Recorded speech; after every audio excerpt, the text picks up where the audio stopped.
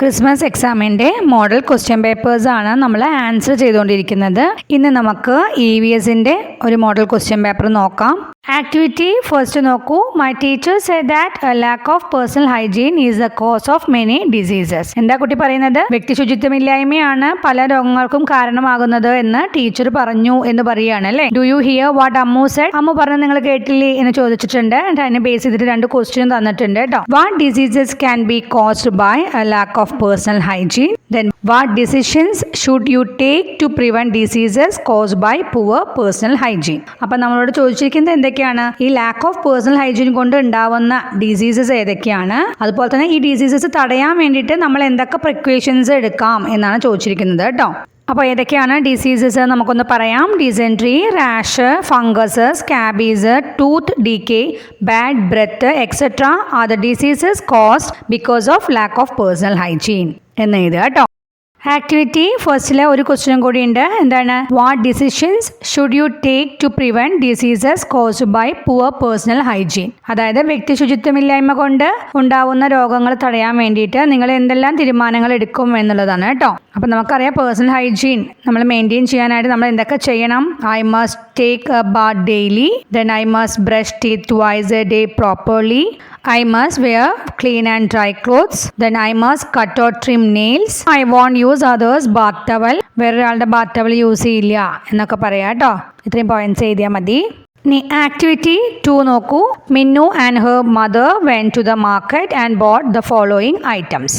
Items ഏതൊക്കെയാണ് നമുക്ക് നോക്കാം. Taro, Bengal gram, yam, ghee, banana, cabbage, rice, snake gourd, cowpeas, wheat, കാച്ചിൽ, amaranthus, buttermilk, colocasia, grapes, lettuce, kidney beans, oats, ladies finger, curd.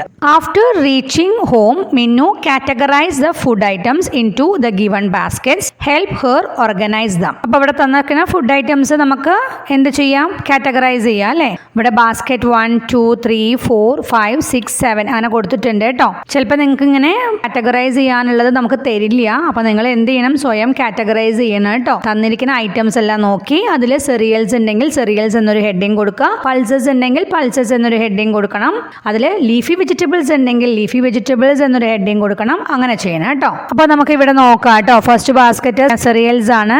ഏതൊക്കെയാണ് നമുക്ക് എഴുതാം. ഏതൊക്കെയാണ്? റൈസ് ഉണ്ട് അല്ലേ, വീറ്റ്, ഓട്സ്. ദെൻ ബാസ്ക്കറ്റ് 2 നോക്കൂ. ട്യൂബേഴ്സ് ആണ്. ആരോ, കാച്ചിൽ, കൊളോകാഷ്യ അല്ലേ. ദെൻ പൾസസ് നോക്കൂ. Bengal gram, cowpeas, kidney beans. Then vegetables നോക്കൂ. Snake gourd, ladies finger.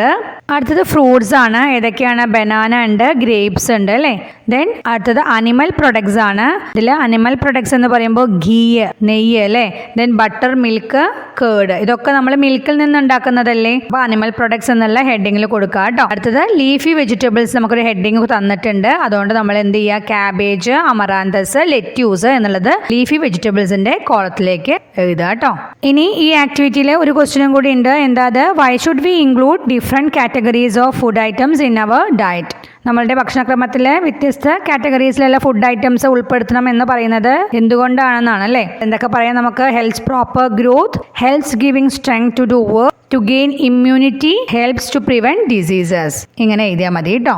Sort the objects mention below and place them in the appropriate waste bins. ഇവിടെ കുറച്ച് ഒബ്ജക്ട്സ് നമുക്ക് തന്നിട്ടുണ്ട് അല്ലേ. അത് സോർട്ട് ചെയ്തിട്ട് അപ്രോപ്രിയേറ്റ് ആയിട്ടുള്ള വേസ്റ്റ് ബിൻസിലേക്ക് ഇടാൻ പറഞ്ഞിരിക്കുകയാണ് കേട്ടോ. നമുക്ക് നോക്കാം. Paper glass, food waste, thermocol, batteries, medicines, fruits, plastic covers, broken glass pieces, bulb, perfume bottle, PVC pipe. നമുക്കിതൊന്ന് സോർട്ട് ചെയ്യാം അല്ലേ. ഇവിടെ നമുക്ക് 3 ബോക്സസ് തന്നിട്ടുണ്ട്.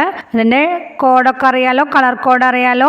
എന്താണ്? യെല്ലോ കളർ എന്ന് പറയുന്നത് ഇൻഓർഗാനിക് വേസ്റ്റ് ആണ്. അവിടെ അപ്പം നമുക്ക് ഇൻഓർഗാനിക് വേസ്റ്റ് എന്ന് എഴുതണം. ദെൻ ഓർഗാനിക് വേസ്റ്റ് നമുക്ക് തന്നിട്ടുണ്ട്. ഗ്രീൻ ആണ് അല്ലേ വേസ്റ്റ് ബിന്ന്.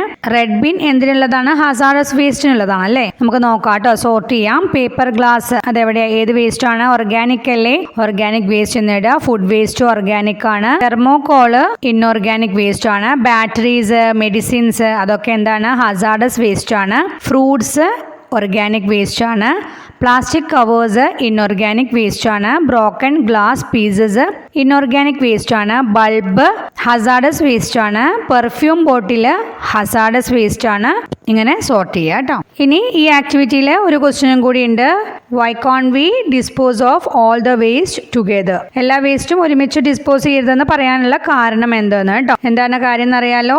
വേസ്റ്റിൽ ഇൻഓർഗാനിക്കും ഓർഗാനിക്കും ഹസാർഡസ് വേസ്റ്റ് ഒക്കെ ഉണ്ട് അല്ലേ? അപ്പൊ അത് പറഞ്ഞാൽ മതി. If all the waste is dispose of together, inorganic waste will not decay, hazardous waste will become harmful to the environment and mixed waste will attract pest and insects spreading diseases. എന്താ പറഞ്ഞത്? Inorganic waste മണ്ണിൽ അലിഞ്ഞു ചേരില്ല. Hazardous waste പരിസ്ഥിതിക്ക് ദോഷകരമായി മാറും. Then mixed waste എന്താ ഉണ്ടാവുക? എല്ലാം കൂടി ഒരുമിച്ച് കൂട്ടിയിട്ട് കഴിഞ്ഞാൽ രോഗങ്ങൾ പടർത്തുന്ന എലി, ഈച്ച, കൊതുക് എന്നിവയെ അട്രാക്ട് ചെയ്യും കേട്ടോ. ഒരു ആക്ടിവിറ്റിയിൽ 2 ക്വസ്റ്റ്യൻ ഒക്കെ വരുള്ളൂ. ഇവിടെ ഞാൻ ഒരു എക്സ്ട്രാ ഒരു ക്വസ്റ്റ്യനും കൂടി ആഡ് ചെയ്തിട്ടുണ്ട് കേട്ടോ. അതും കൂടി ഒന്ന് നോക്കുക കേട്ടോ. Didn't you see the picture?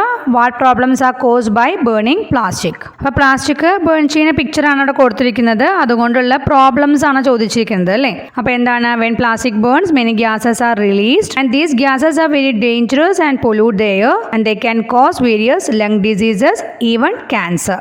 ഇങ്ങനെ എഴുതിയാൽ മതി കേട്ടോ. അടുത്തത് നോക്കൂ, ആക്ടിവിറ്റി 4 കംപ്ലീറ്റ് ദ കോൺവേഴ്സേഷൻ ആണ് കേട്ടോ.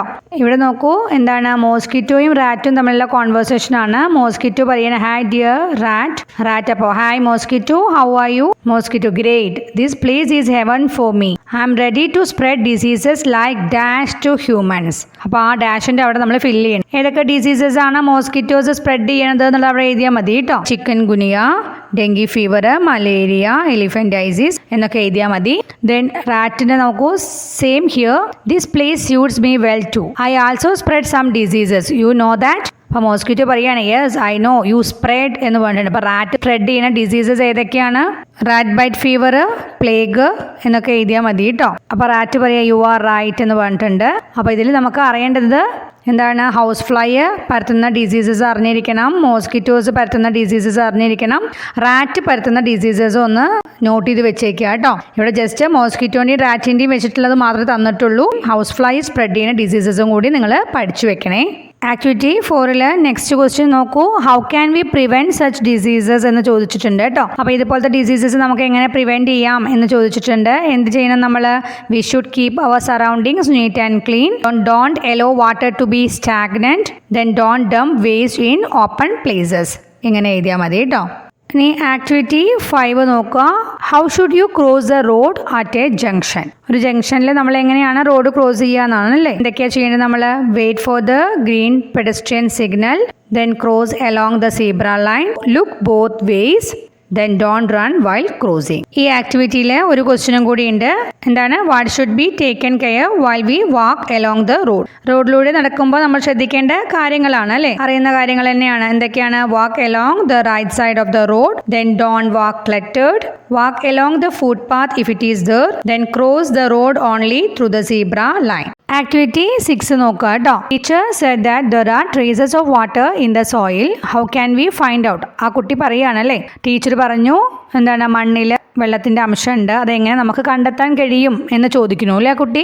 അപ്പോൾ ക്വസ്റ്റ്യൻ നോക്കൂ, did you read Ajay's question?